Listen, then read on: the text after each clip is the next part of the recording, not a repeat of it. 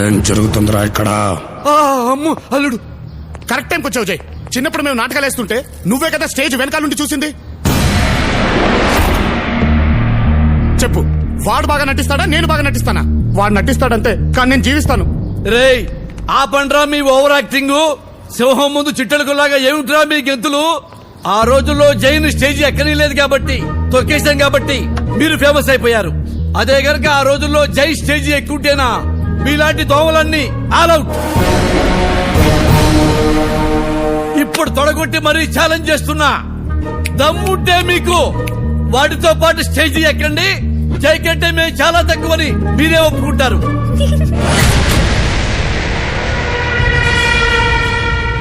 ఎందుకమ్మా ఆడదోమా అట్టా నవ్వావు?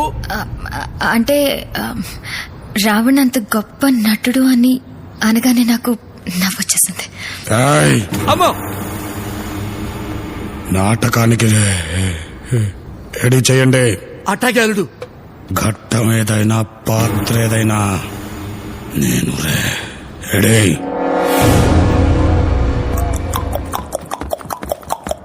ప్రేక్షక మహాశైలకు బి దిబ్బలరావు నమస్సుమాంజలి.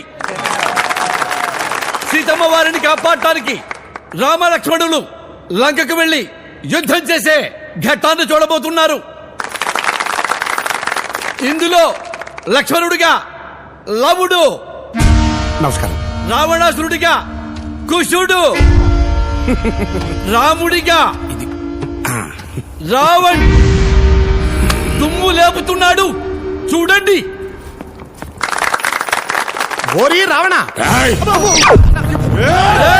ఇది నాటకం రా. కూర్చోండి.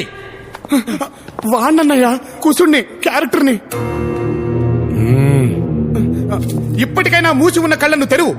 చేసిన ఘోరాపరాధానికి పశ్చాత్తాపం చెంది మా అగ్రజుని పాదాలపైన పడి క్షమాభిక్ష కోసం ప్రార్థించు. నీకు ప్రాణభిక్ష పెడతాము.